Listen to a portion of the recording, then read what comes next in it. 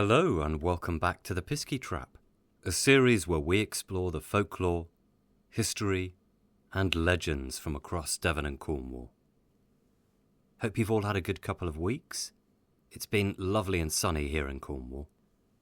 First off, just to say a big thank you to everyone who came along to the Ghosts on the Coast talks with the Cornish bird and myself. It was amazing to see you all there, and thanks to everyone who came up to chat afterwards as well. And to those of you who've been in touch with their lovely messages and their feedback as well. For those of you who missed the talk on Cornish Piskies, you can catch that at the Cornish Folk Festival in Weybridge on the 22nd of August. And for those of you who missed my talk last year exploring the history of witchcraft in Cornwall, there'll be another opportunity to catch that this summer, where I'll be at the Polly in Falmouth on the 8th of August. Some exciting news is that this summer I'll also be crossing the Tamar for a new talk in Devon, exploring some of the history of witchcraft in Devon, and that's going to be at the Exeter Phoenix on the 3rd of July. I'll pop links to all of these events in the show notes. That's it from my end in terms of news, so let's crack straight on with it. The 18th century has always held something of a fascination for me. I guess because there are so many things within that century that always intrigued me, even from a young age. Whether it was tales and stories of pirates from the golden age of piracy, or stories of highwaymen. Here in Cornwall, smuggling reaches its height during the 1700s. And then there's the fashions that seem very peculiar to us now. If you were to look at portraits from the period, you'll see these people wearing elaborate powdered wigs, huge dresses or frock coats and tricorn hats. This is also in the age known as the Enlightenment. You've got the rise of modern science, the first Prime Minister, the South Sea Bubble, the Jacobite Uprising, and so much more that you could probably do a whole series about. Here in Cornwall, I also find that you get lots of stories and local folklore that are either set in this period or are said to have had their origins in the 1700s. One thing that isn't talked about much, and certainly I hadn't looked into until recently, is healthcare and medicine here in Cornwall during the 18th century. If you had an illness or an ailment of some kind, who would you go to? And what kind of treatments would be available to you? Recently, I was contacted by Dr Charlotte Mackenzie, a writer, historian and former lecturer at Bath Spa University who's based here in Cornwall, and whose research focuses a lot on Cornwall during the 18th century. Charlotte's book, Cornish Medics, published last year, explores healthcare and medicine here in Cornwall during the 1700s. It's a brilliant book and I highly recommend it if you're interested in the subject. And what struck me was the interesting crossover between medicine and folk traditions that you seem to get here in Cornwall during the period. So in this episode, you're going to be hearing from my conversation with Charlotte as we discuss the nature of healthcare in Cornwall in the 1700s, some of the practitioners, the idea of folk remedies and traditional practices as well. So, without further ado, here's our next episode, Cornish Medics, Skillful Aunts and Knowing Men.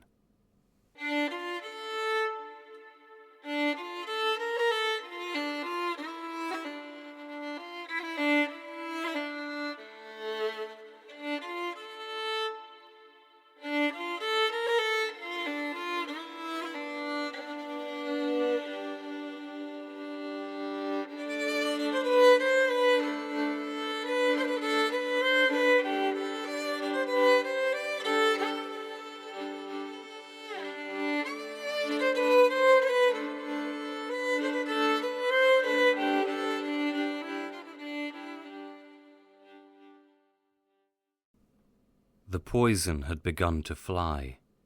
My hand, head, face swelled dreadfully. An old man took a razor keen, the wounded place cut through the skin. Blood, black as soot, did then appear. Then came the same both fresh and clear. Then milk and rinds of ash they found, and washed and rubbed and dressed my wound. The swelling then did soon abate, and then my parents' joy was great. A surgeon next the same did view, who said they'd done what's right and true. A quote there from Cornish poet Henry Quick, describing his experience after being bitten by an adder when he was 6 years old back in 1799, and the treatment he received, which presumably drew upon local folklore and traditional remedies. Some years later, in 1861, a writer and antiquarian called James Orchard Halliwell wrote, "The village herbalists and rural adviser have not entirely fallen into disrepute. Many are the remedies, some no doubt beneficial, recommended by them." Here we have this idea that in Cornwall, even in the 19th century, there were people in communities who were sought out for certain ailments because they might be able to provide assistance through the use of what you might call folk remedies or herbal remedies. But if we were to go back 100 years earlier into the 1700s, what did local healthcare in Cornwall look like, and who was practicing it? We get a fascinating insight from the period relating to healthcare on the Isles of Scilly through the writings of Robert Heath, who was an officer at the garrison on Scilly, and in about 1750 he published a natural and historical account of the islands of Scilly, based on information that he'd gathered in about 1744 whilst he was stationed there. He writes, "For want of male practitioners in physic, the few diseases and hurts in these healthful islands have, for these many years last past, been remedied by a society of skilful aunts, constituting a sort of college of physicians in Scilly, of which Aunt Sarah is the head or president." I found this absolutely fascinating. Firstly, it's great to have a source like this from the mid-18th century, and also for it to be focused around Scilly, which I feel often gets overlooked. And this idea of a society of skillful aunts, as he calls them, really intrigued me. Interestingly, in the same chapter, he talks about folklore on Scilly too, and he mentions that in years past there had been tales of fairies, of piskies, and giants, and, I quote, "apparitions so terrible in Scilly some years ago, and now, by application made to the knowing men of Cornwall, all charmed, cast in a spell, or conjured out of the islands." So here we have mention of practitioners he refers to as knowing men, who've presumably been called over from the mainland to deal with ghosts. So we get a link here with the idea of ghost laying and ghost layers, which we've explored before. So I was equally intrigued about this crossover here. It seems that back in the 18th century, people would have been using certain forms of self-help, if you like, as well. Traditional cures and remedies that might have been passed down, perhaps through families, maybe through neighbours and in communities as well. I was recently reading a book called Historical Remedies and Reminiscences by Catherine Fraser Anand and Anne Butcher, which includes a number of recipes that were kept by some of the prominent families here in Cornwall. For example, here's an interesting cure for a headache that comes from the Bassett Papers of Tahiti, which was found in the Royal Institute of Cornwall. They write, Take hyssop, betony plantain, and wormwood.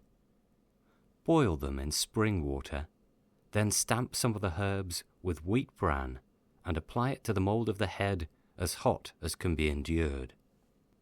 In the same source, we hear of a cure that doesn't sound particularly pleasant, which was for the scurvy in the gums. They write, "Take rosemary and sage, tied up with a thread of silk, of each a like quantity, dip it in your own urine, warm from the body, and rub the gums and teeth every day till you be well." So they must have had pretty interesting breath after that. But certainly an interesting insight into some of the cures and remedies that might have been passed down. I wanted to know more about the topic and delve a bit deeper into some of these interesting aspects of healthcare in Cornwall. And so a little while back I sat down for a Zoom chat with Dr Charlotte Mackenzie to discuss some of these different things, and we began by talking generally about the nature of healthcare and medicine here in Cornwall back in the 18th century. Apologies in advance for some of the audio quality here and there, as occasionally the signal dipped in and out a bit during our chat. I wonder if it's useful to kind of sort of chat a little bit about the context of healthcare a couple of hundred years ago in Cornwall and what that looked like. I get the sense from having read Cornish medics that there's an element of people using basically self-help to a large extent. Would you kind of agree with that? Yeah, I mean, I think through time and across geography, I think you can always see that there's a common human experience of vulnerability to sickness or injury, and that people want and look for help, when that's the situation that they're in. But for people in Georgian Britain, and within that Georgian Cornwall, healthcare was in the home for everybody except those who became sick or injured while they were away working or travelling. So a lot of the evidence of what people did when they weren't well or they'd been injured is actually really it's domestic, and sometimes that can be quite hard to get to, because unless people kept journals or household books in which they wrote down recipes and prescriptions and things, it's quite difficult to get inside the home, really, unless they decided to record it for some reason. But I think what they did also do was look for know-how outside the family. And in rural and coastal areas, they would look at whoever was available, where they lived and what they could afford. And both, in West Cornwall and on the Isles of Scilly, there weren't many medical practitioners. So by 1783, there was one medical practitioner west of St Ives or Penzance in St Just, and that was it. So I think in the first instance, they would look to people in their community, if someone was unwell. And there's a really good example of that is recorded for the Zena poet, Henry Quick, who was bitten by an adder as a child.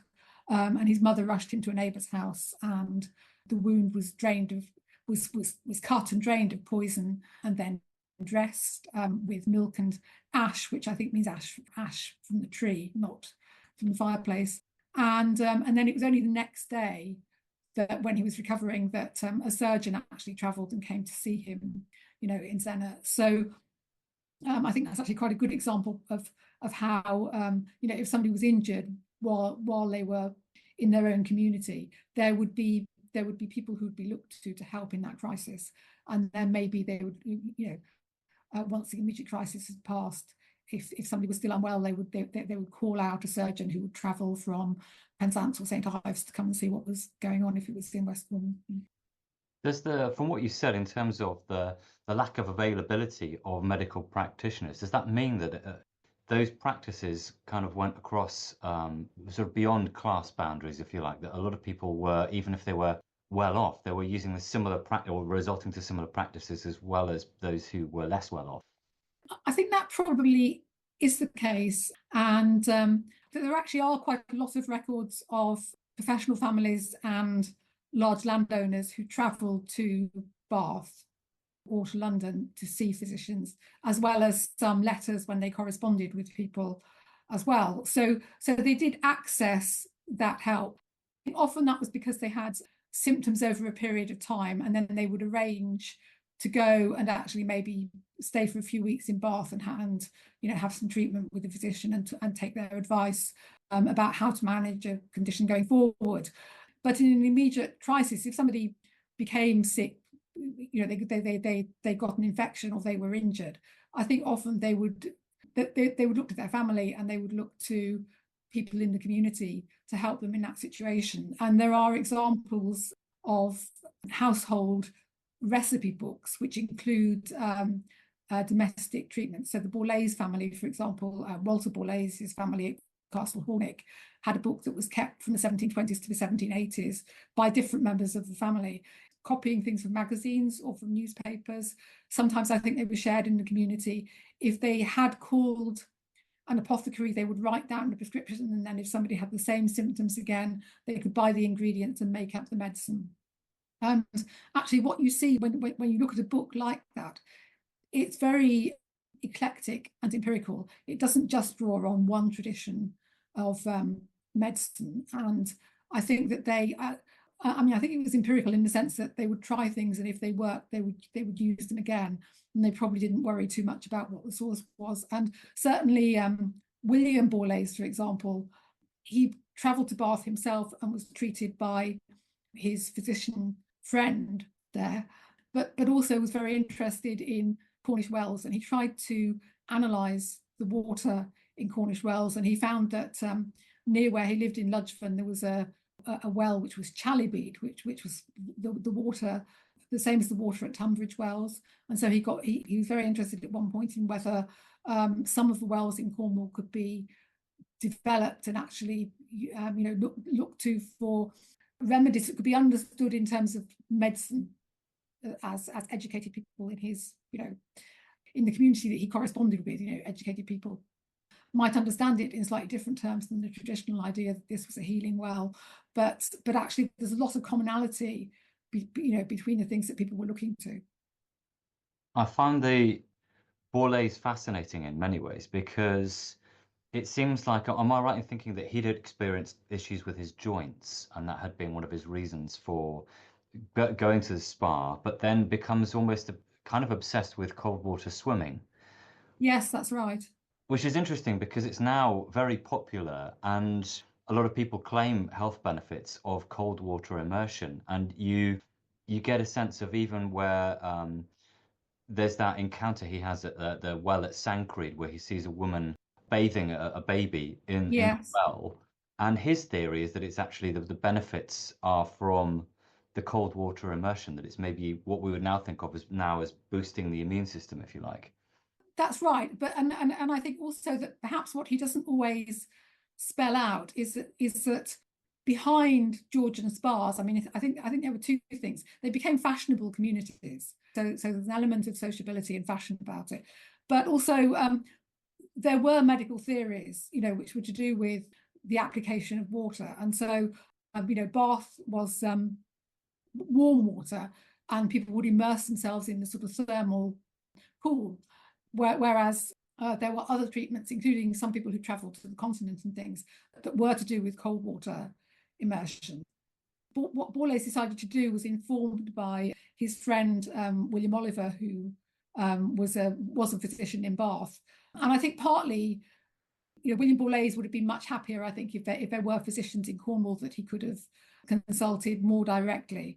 And it's kind of one of the compromises, I suppose, even in the Georgian era of living in Cornwall, that it was well connected by sea, but at the same time there were some resources that were present in towns and cities that weren't present in Cornwall during the 18th century. I'm interested in the way that, because it's a bit of a sort of grey area in terms of the way that people who were looking to remedies from either within the community and their neighbours, or self-care at home, how this kind of blends with the idea of folk remedies, and that being linked with the idea of magic. And you make an interesting point of this idea that there's a tendency to kind of group people together under this term, in inverted commas, of cunning folk. I find that interesting, and I wondered, is that because you see it as being much more nuanced than that, and that's the kind of blanket term that often gets thrown around? There were different terms, and I think one of the questions within Cornwall is whether, I mean, for example, it became common in the 1920s, around the time that the Corsairs first started. It became common to be interested in people who they thought had been called pellers, but actually, if you look at the history of the word, it wasn't a word that was commonly used historically. And I think that when you actually read some of the accounts, they had a broader variety of terms that were used. And it's really historians who have, you know, in the case of cunning folk, it's really historians of folklore who have grouped people together in that way. And I think it may work as an analytical, I mean, it goes back to Keith Thomas in the 1950s, you know, it may work as a sort of analytical way of bringing together a variety of things that could be discussed in one place, but it's not necessarily, you know, I think it is interesting to look at some of the more nuanced variety that there was as well. And I think even with things like, I mean, for example, Robert Heath, who wrote about the Isles of Scilly, both in terms of healthcare and in terms of people who he described as knowing men who were consulted to come and quieten down, you know, giants and ghosts on the Isles of Scilly. There were people who were actively interested in and writing about and recording the sort of lived experience of, you know, folklore and folk ideas that were current in the communities that they were in contact with, who didn't necessarily use the term cunning folk, but were describing, you know, similar behaviour, and that probably historically people would say, well, that was someone, you know, that was cunning folk. But actually, it's quite interesting to look at the language and the variety there as well.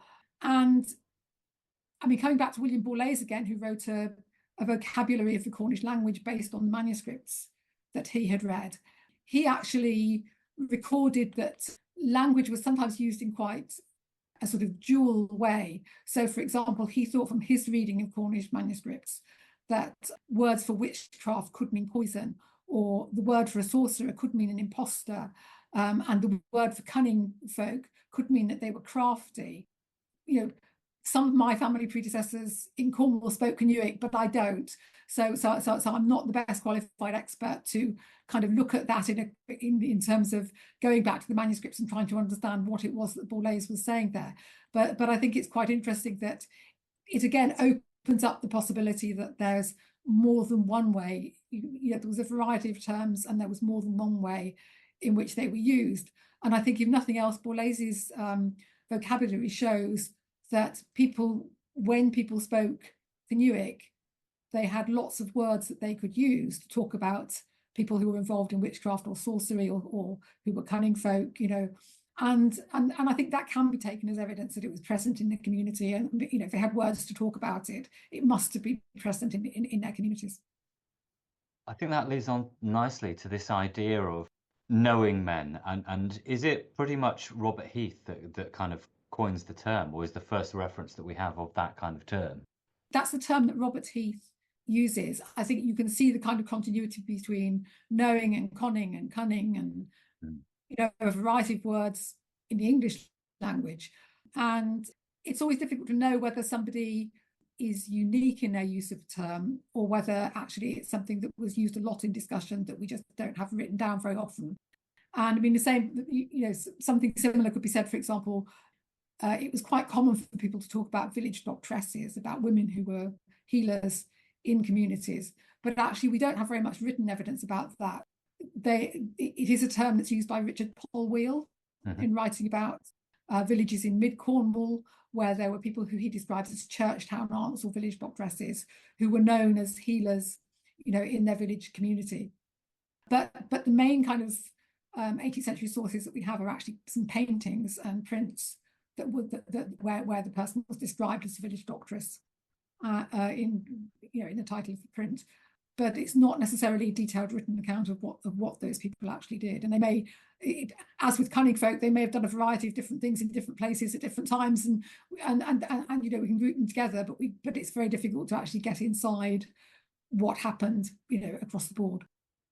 I'm intrigued and sort of fascinated by this idea that some of these characters who were sort of known as sort of knowing men, if you like, that are these basically better off farmers who are turning to things like, they are exploring things like astrology? Is that kind of where it sort of comes from, do you think?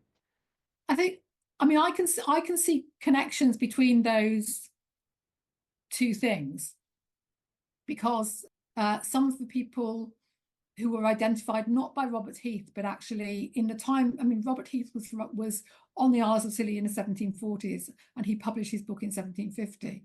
And that's around the same time that some of the people who I know you've talked about before as ghost layers were living and working, and that was when they were sort of flourishing and doing the things that they did. So when Robert Heath is saying the knowing men of Cornwall were called, I suppose those are some of the people who you might look to and say, who were the knowing men? He doesn't name them.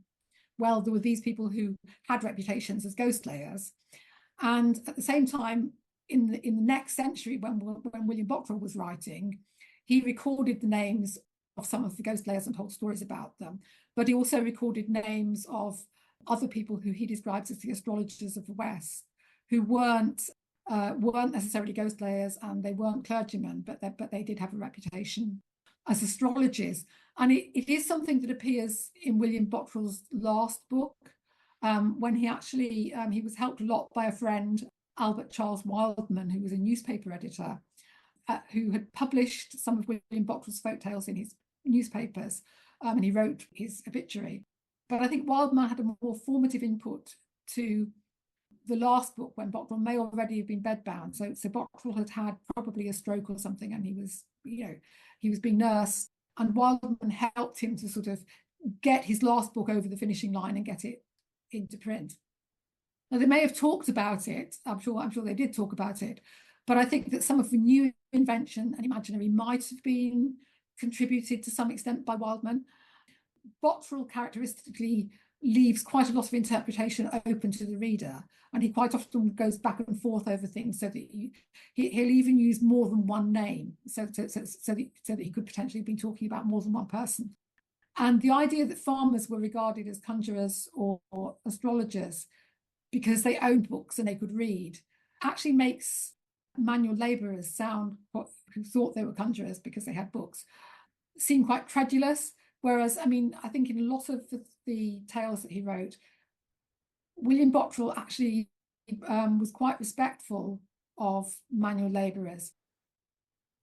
And he actually, in his own life, socialised with miners, and other manual labourers. So I think there may be some things in the third volume that was edited by Wildman, to which Wildman may have contributed, that actually may reflect Wildman's input as much as Bockrell's at that point. But there were astrologers who were regarded as conjurers, and I think that's one of the points where you can look at other evidence from the 18th century as well, like William Borlase's vocabulary, how people may have understood some of the interconnections between magic and witchcraft, astrology and conjuring and sorcery, and all those different words and the things that people did. I find it quite sort of almost tantalizing, because we get these names like, is it Corker? I think, like Reverend Corker. Is it Ustick and Maddern? And is it two of them who are said to be consulting with Anne Maggie over at, is it Morva? Yes, I think it's likely that there would have been a long astrological tradition in Cornwall, which was transmitted from one generation to the next, and which was partly recorded in folk tales. The direct historical evidence is fairly scant, but there are some individuals who can be identified, including, there was a medieval astrological physician called Richard Trewithian, who was in London. He was a merchant's son in London, but it's quite likely that his family originated and took their name from Trewithian in Cornwall. So when when he was a physician in London, there were still members of the family in Cornwall with that same surname. And we don't, what we have from Richard Trewithian is a notebook that he kept where he cast his own astrological chart and the two of his sons. And he also, as a physician, he incorporated astrology in his practice as a physician. So, I mean, there were historical individuals who were named as astrologers of the West in Bottrell's account of the astrologers of the West. And some of those were the same individuals who were clergymen, who were among those who you've previously discussed as ghost layers. But Bottrell also mentioned the other surnames. And depending on who they were historically, they may not have been clergy. So Thomas Madden, for example, was a doctor in St. Just. And when, like a century ago, when Gorsev Kerno started, there were several people who actually looked for historical individuals associated with Bottrell's tale of Anne Maggie and the White Witch, who was the White Witch and Charmer of Zennor. And they made suggestions of who Anne Maggie and other characters may have been historically. But actually, with all of the access that we've now got to family history records, I would love to have been able to identify Anne Maggie and the White Witch and Charmer of Zennor. And I did actually look to see if I could find people who might have been, the story might have been based on. But in fact, it's really, it isn't possible to find a wedding or later history which fits well with all of the places and the first names and the initials that Bottrell wove into that story. And I think it may actually be a really good example of a folktale that rolled together the experiences of several real people into a unified story and created a character who was larger than life or had more experiences than one individual would be likely to have in one lifetime. But what I find interesting about, that story by Bottrell, that folktale that Bottrell recorded, is that for someone who was writing in the Victorian era, Bottrell recorded and wrote about some very positive female characters who were feisty and intelligent and independent, very much their own person and living on their own terms. And I guess I like to imagine that was maybe based on the resourcefulness of some of the historical women who he knew in Penwith. So we might not be able to say, Anne Maggie was this particular person, but I think you can say that he was actually recording and reflecting something that was characteristic of some real historical individuals. That makes a lot of sense, and I always got the sense that it might have been that he was drawing inspiration from people who may have existed, but they were kind of maybe amalgamated into stories, and maybe because it is a collection of drolls and things, you wonder whether it's sort of 3 or 4 stories come together and you almost get a character as an end result in a way.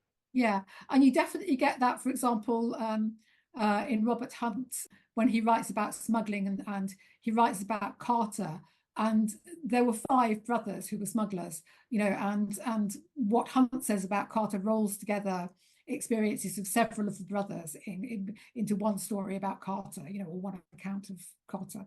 So even when we know that they were historical individuals, they still like to sort of aggregate experiences, I think, and make it into one character who was, had lots of dramatic experiences in their life. It's even more kind of interesting where you've got the odd exception where there is an individual that we know they existed, but say like Dionysius Williams, for example. Yeah. Do we know much about it? I'm aware that I think he was a member of the Royal Society. Am I right in thinking that? Yeah, he was a fellow of the Royal Society, and he was a cartographer. So he actually, we still have maps that he drew of Mounts Bay, and he did actually use his skills locally. So where there were wrecks, he drew some maps that were associated with cases and things related to where things had landed from a wreck and who was entitled to claim them on their land.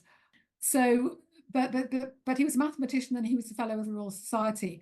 But he also had a son and a grandson, and his grandson in particular appears in other, I suppose, things that we would regard as possibly partly folk tales about smuggling in Senan, for example. So there were 3 generations, all with the same name, Dionysius Williams. But fortunately, because we know their dates when they were born and when they died, it is possible to separate out which one was being talked about at different times in different documents. I find it interesting that there's an example of, I think it's Dionysius Williams, where We've got this story of, I think, a woman who's cutting gorse, and he's sort of able to, I think, immobilize her or something like that. It gives this sense Yeah. of of abilities and sort of unnatural powers and things. And again, this interesting crossover with stories that become attributed to ghost layers, if you like. Yes. No, I think that's right. But he wasn't a clergyman, I suppose. So, Mm. it doesn't sound like he was using astrology to do what he did there. It was, as you say, other powers that he seems that he was reputed to be possessed of. But exactly what those were, isn't it? It's hard to say. It's interesting, isn't it? Because you've got the sort of the idea of a ghost layer exorcist makes sense if you've got a local parson, but when you've got individuals like Madden, I think there's another one, I think it's around Madden where it's sort of a maidservant going into his library and discovering his books. And I think that similar story is attributed to people like Parson Jago. So it's weird how it's sort of the stories kind of blend. Yes, and I think part of that sort of sense that libraries and books were important, I think, may come from the fact that there were some members of the Corker family who lived in Cornwall who were descended from a royal physician. And at the point where one of their houses was sold in Falmouth, there was said to be a library of anatomical and medical books actually in the house. So William Lemon was interested in buying the house and had a sort of written prospectus of the house and its contents, part of which was a library. And it may be that the Reverend Corker, who was then reputed to be an astrologer, had actually, by the time we get into the later 18th century, he had inherited that collection of books, and so that might be one of the origins there. And I mean, I do find it interesting that there are some interconnections with what could be seen as medical history and the history of astrology and magic and folklore and folk remedies for sickness as well.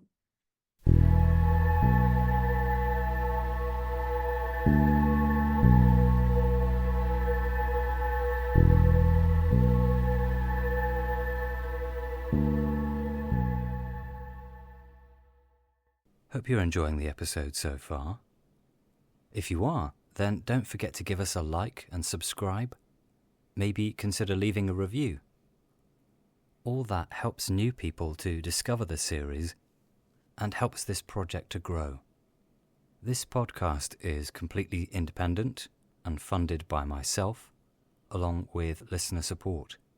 So if you'd like to help support the project further, then please consider checking out my Patreon page at patreon.com/thepiskytrap. And pledges there basically allow me to cover the running costs, as well as pay for research books and subscriptions, and find source materials for each episode. So if you can support the project there, that'd be amazing. If not, no worries. Just continuing to spread the word among your friends and on social media is also a real help. Right, enough of that. Let's get back to the episode.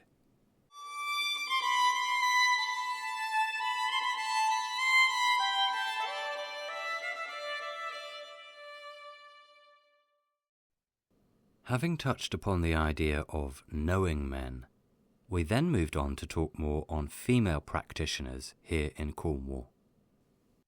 I'm tempted to talk a little bit more about female practitioners because I find that subject really fascinating, especially because you get the sense that you sort of mentioned earlier that there are very few kind of medical practitioners, as we would think of doctors or physicians, in Cornwall if we go back to, say, the 18th century. So I'm intrigued about the way that I guess female practitioners were practicing it and what that was kind of based around. Does it come from this lot of this experience, basically? I think it's partly from domestic healthcare, so healthcare in the family, and I think that's what's recorded in some of these household books where they wrote down recipes.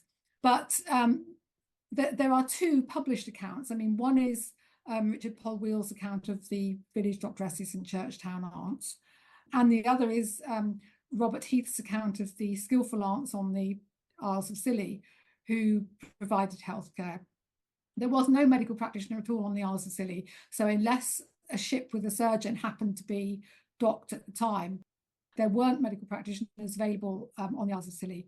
And what Heath describes, and it is actually a unique description, but he describes the skillful aunts who provided healthcare, who were led by a woman who he identifies as their president, who's called Sarah Jenkin or Jenkins, which was a very the Jenkin or Jenkins family lived for many centuries and generations on the Scillys.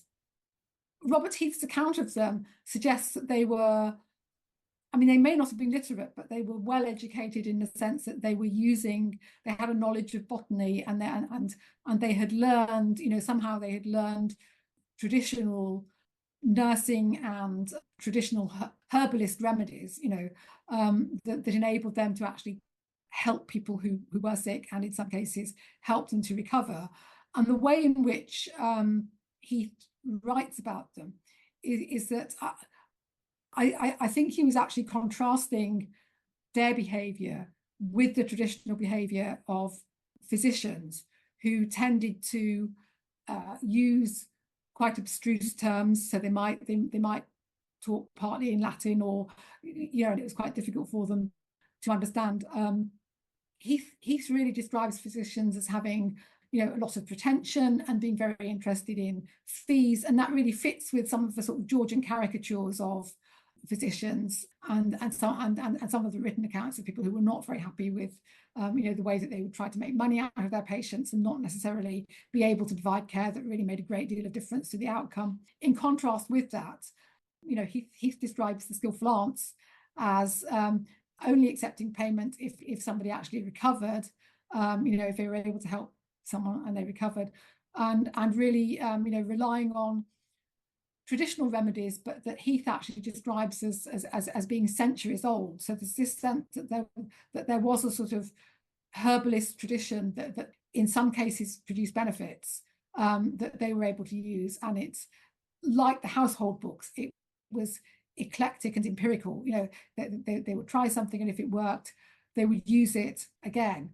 And actually, in terms of the wider history of medicine, the thing that's interesting about that is that in the end, in 1816, the qualification that was made the kind of core of medical qualification was actually the license of the Society of Apothecaries in 1816. So I think there are some continuities between these kind of centuries-old traditions and the way that they were written and talked about in the 18th century that actually then carry forward even into modern medicine. So some of the plant derivatives that were used in domestic healthcare and by apothecaries, such as bark and digitalis, had properties that were studied by 18th century physicians and written about by 18th century physicians, and actually still have pharmaceutical legacies today.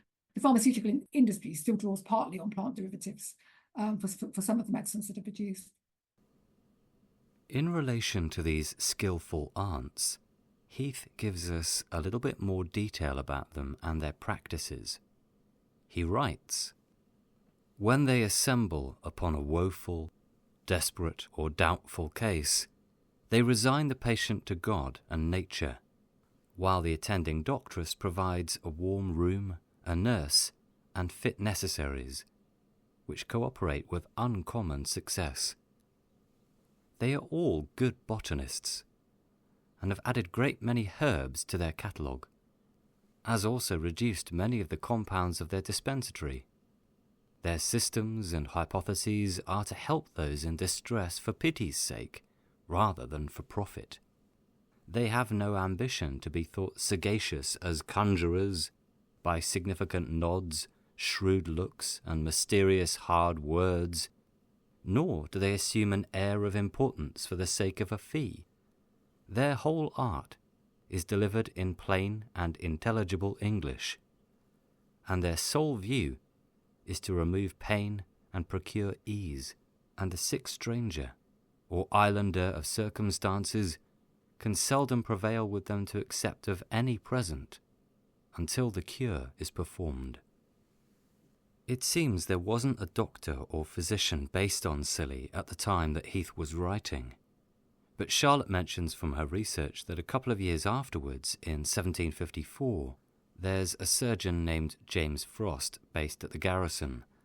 So it does make you wonder whether Heath's work, where he mentions this lack of doctors on Scilly, had an impact.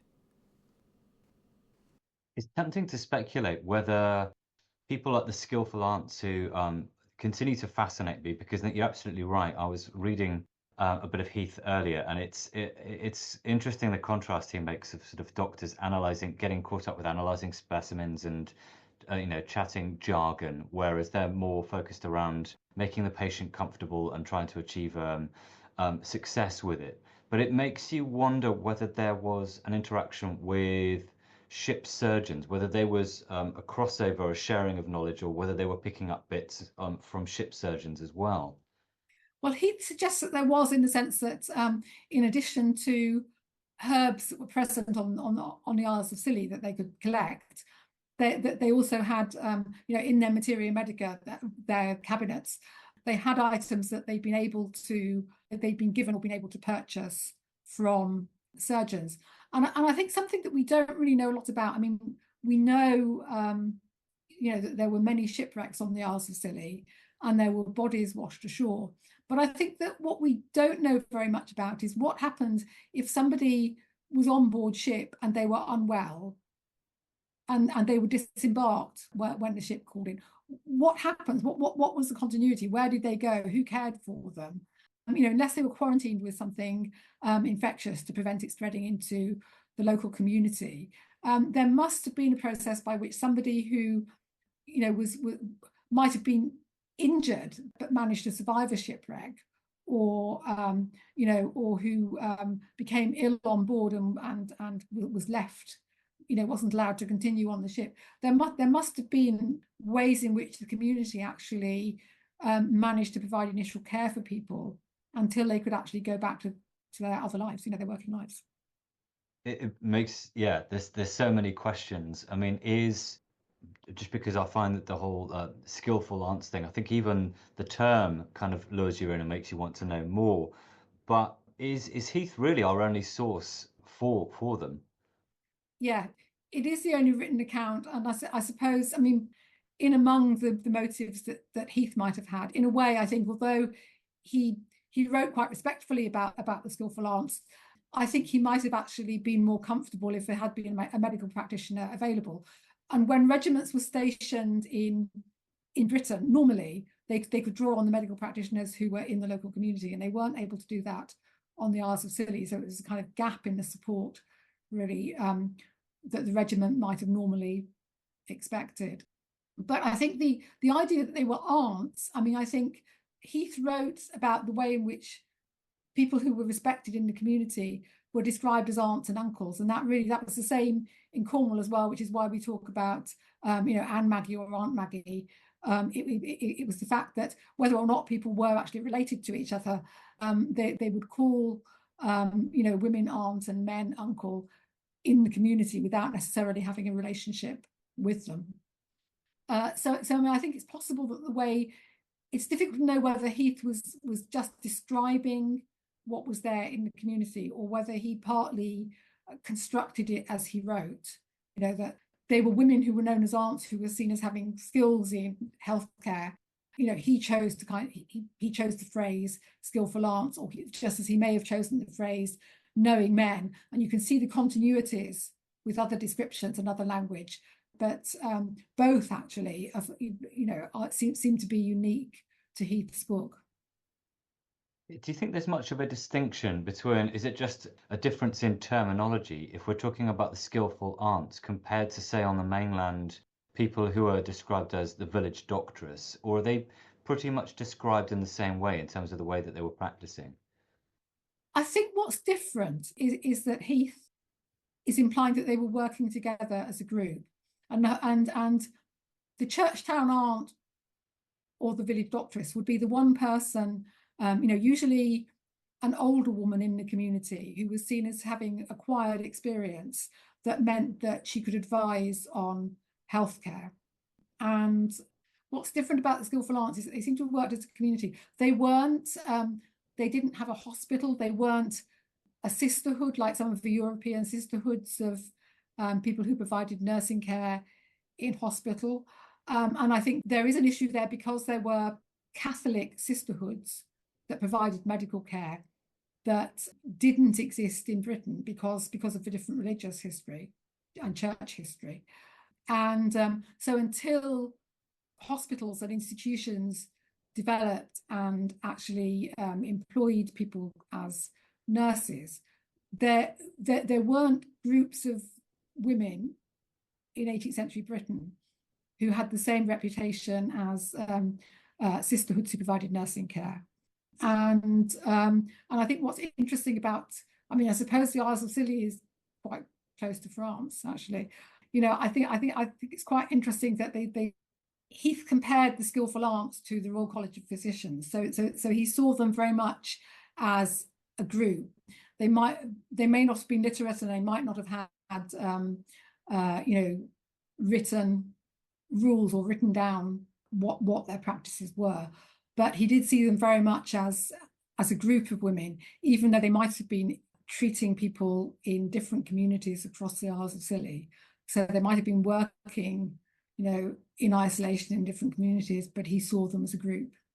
It is similar in a way to a professional body where, you know, a doctor might be working in a different community, or each doctor might be working in a different community, but they were all members of this professional group.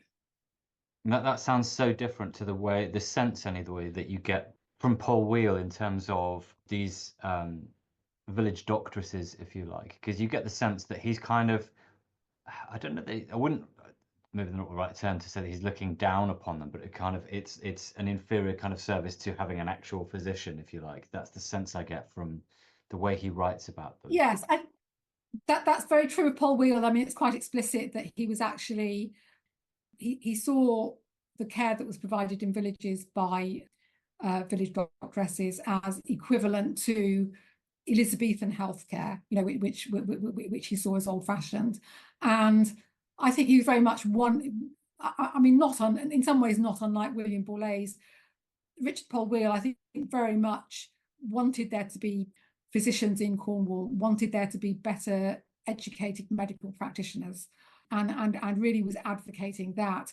And so, I mean, I also think it's fair to say that in some of the things that he wrote, Richard Paul Wheel, I would see as misogynist. And I mean, one of the reasons for that is that he explicitly wrote an anti-feminist verse. There were some women writers who he thought were acceptable, quite radical and innovative women writers, who he saw as you know, as writing inappropriately. So I would see some of the things that Richard Paul Wheel said as quite misogynist, and that possibly the way in which he stigmatized the healthcare provided by women as old-fashioned and not well-informed could be seen as partly misogynist, because there were actually, as in the case of the neighbour who helped Henry Quick, was a man, not a woman. And Paul Wheel chooses to kind of say, you know, it's the village doctresses who are out of date. He doesn't talk about the men who might have performed a similar role, you know, and been seen as having know-how in a particular local community. He actually makes it a gendered issue as well as an issue of education and skills, you know. Oh, it's interesting that you say that, because I've come across from his, I think it's Traditions and Recollections that Richard Paul Wheel wrote, where he mentions this character called Johnny Hooper, who is known as the Laddock Conjurer. Yes. And it's interesting that he's got this point of view of village doctresses is sort of, you know, something that's being out of date and all these things. And yet he talks of Johnny Hooper and says, oh, I know people who found his services very, very successful. So it's an interesting, you've got someone writing at that time that has such a, you know, looks down on one thing, but something else that other writers, and especially the newspapers, are calling Johnny Hooper, oh, it's a bunch of superstition. And yet he's going, oh, actually, no, it's very successful. People go to him for their lost items. It is interesting, and I think, but I think it's also some of Paul Wheel's later writing were more relaxed and warmer I Okay. think, towards some of the people in Cornish communities that he lived in.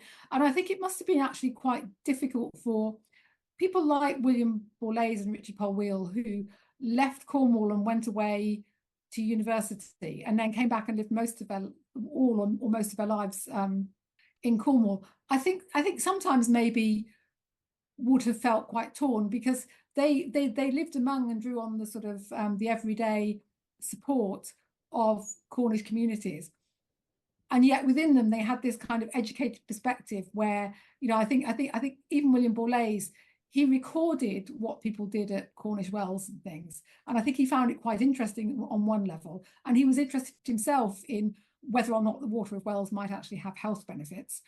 But he had to have, you know, he had to kind of have a separation as well. As a gentleman, he had to sort of somehow separated himself from the sort of rustic superstitions of people who didn't have the same education that he had.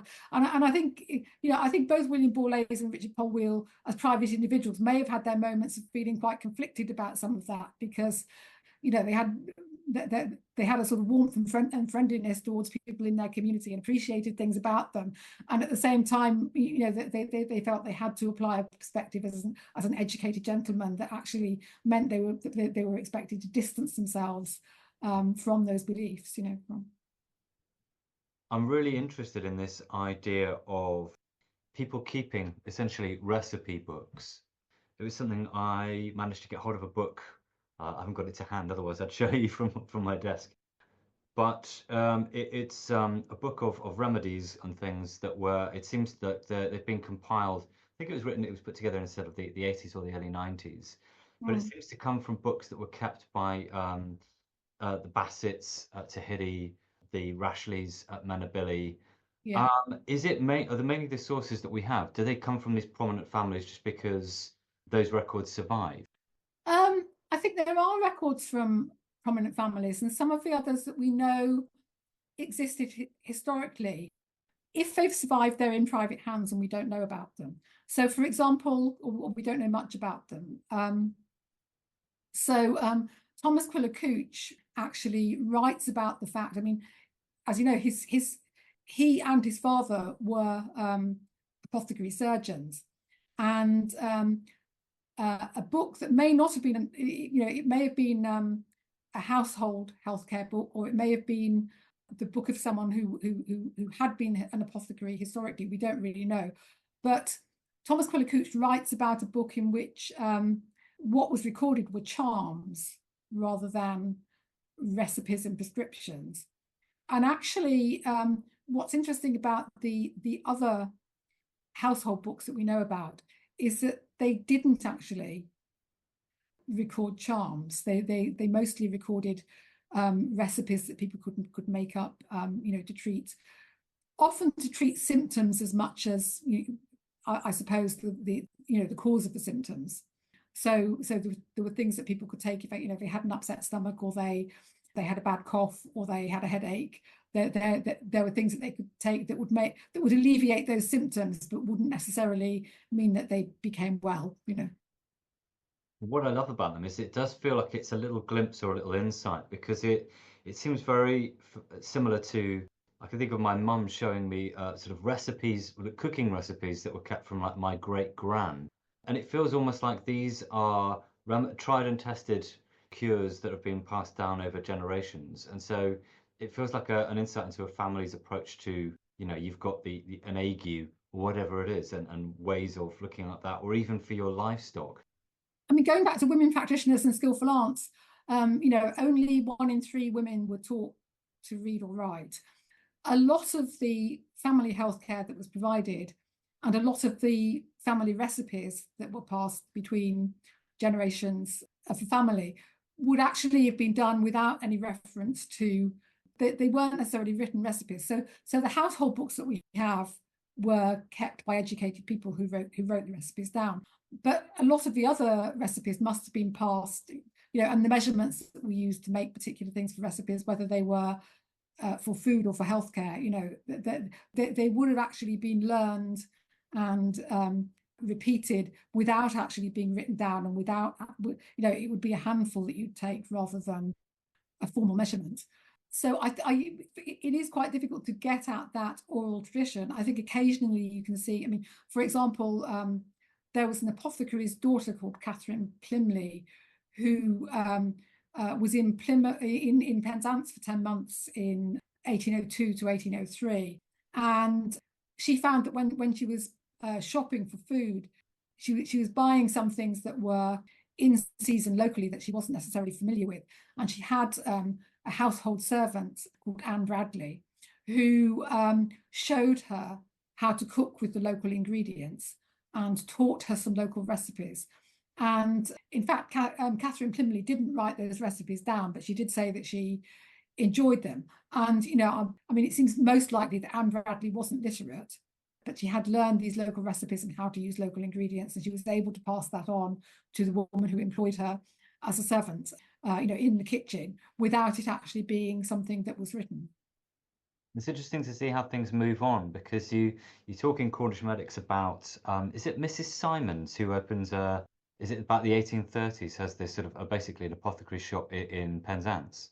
Yeah, yes, that's right. I mean, she was a druggist.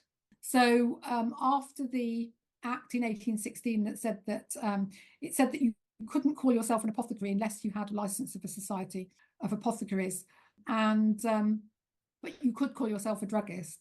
And so there were people who continued to have shops where they sold items for healthcare and who made up prescriptions for doctors under the instructions of an apothecary surgeon. They could make up the prescription with the ingredients that they had. You know, I think a lot of the practices would have actually continued as they had been before the Act, but it was simply they couldn't use the word and say that they were an apothecary, but they could say that they were a druggist.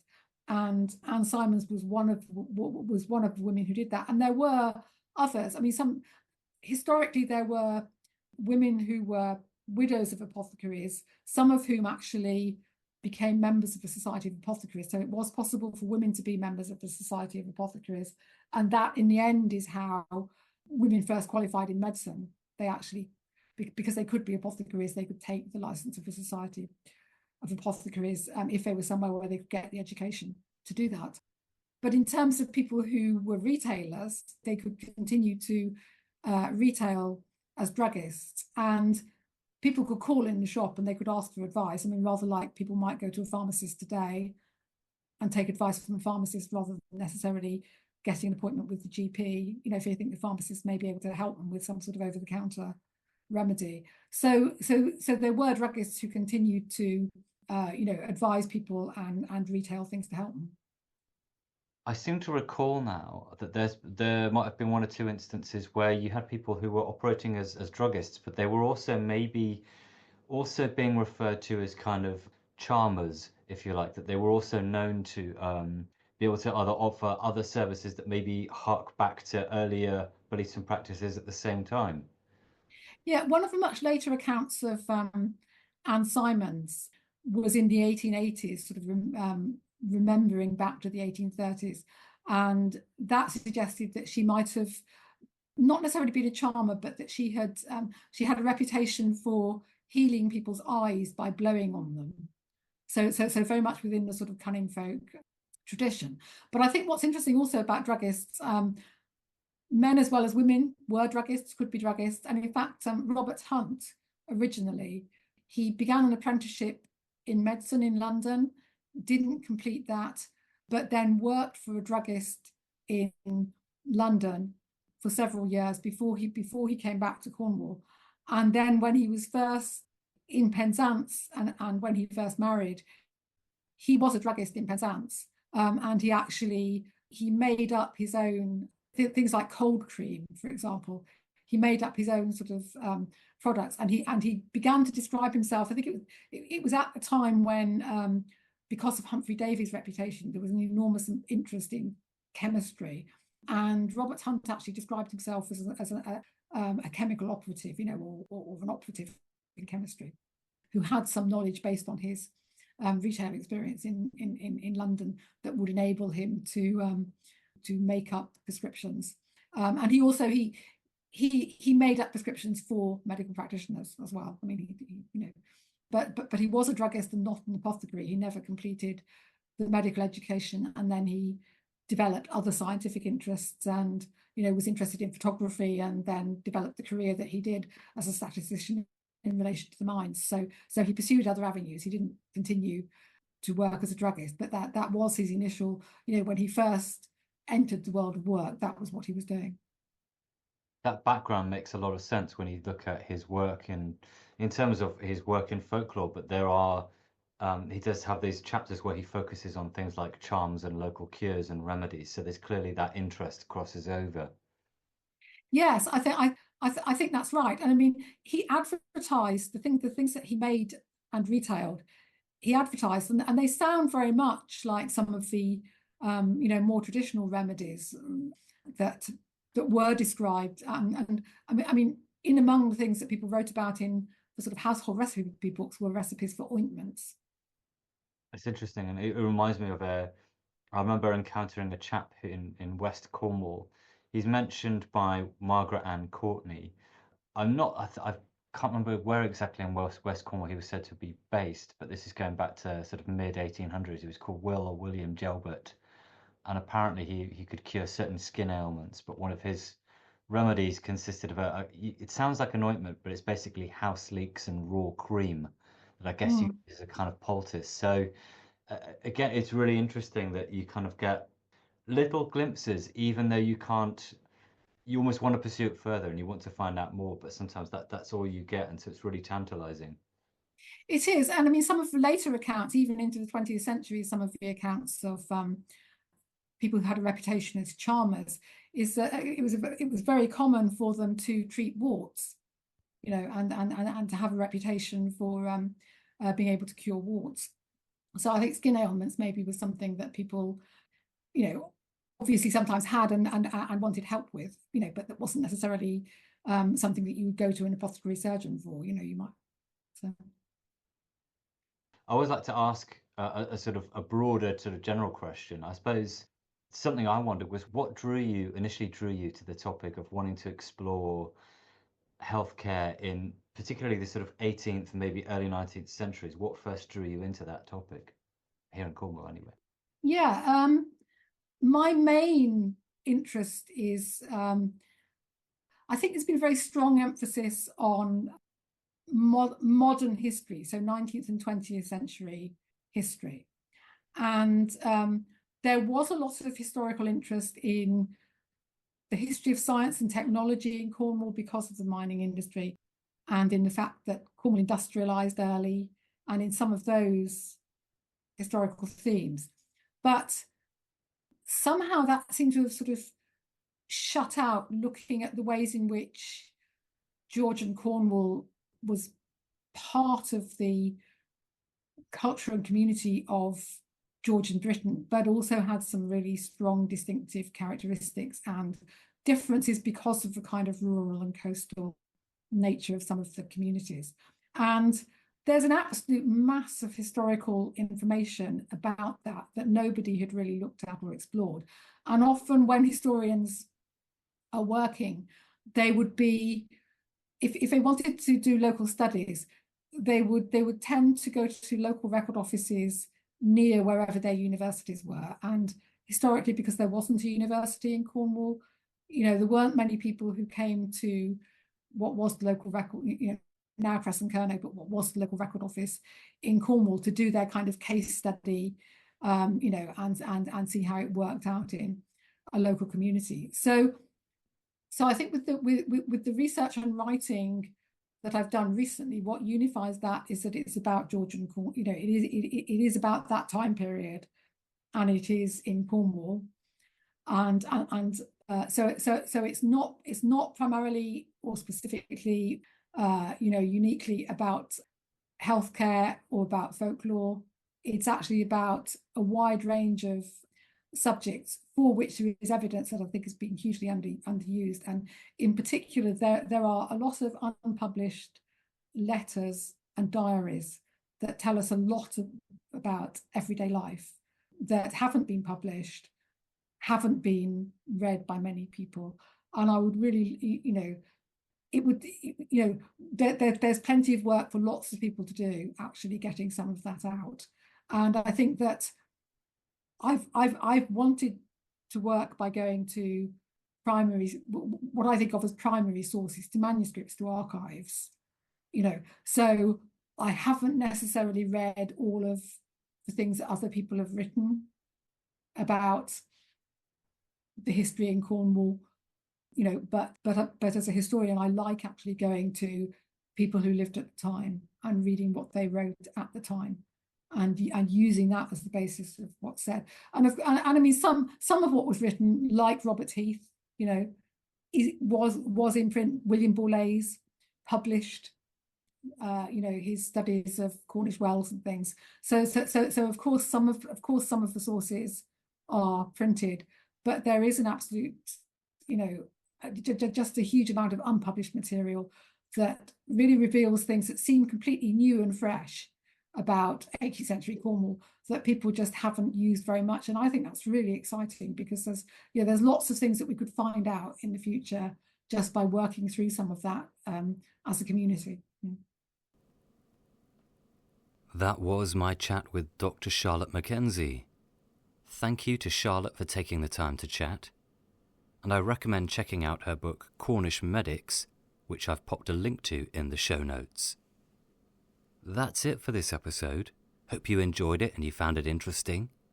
If you've got any questions or you'd like to get in touch, you can email me at thepiskytrap@gmail.com, or drop me a line on social media, where you can find me as The Pisky Trap. We'll be back again very soon. In the meantime, take care and thanks for listening. The Pisky Trap is written and presented by me, Keith Wallace, with music by Elizabeth Westcott and artwork by Karis Harrington.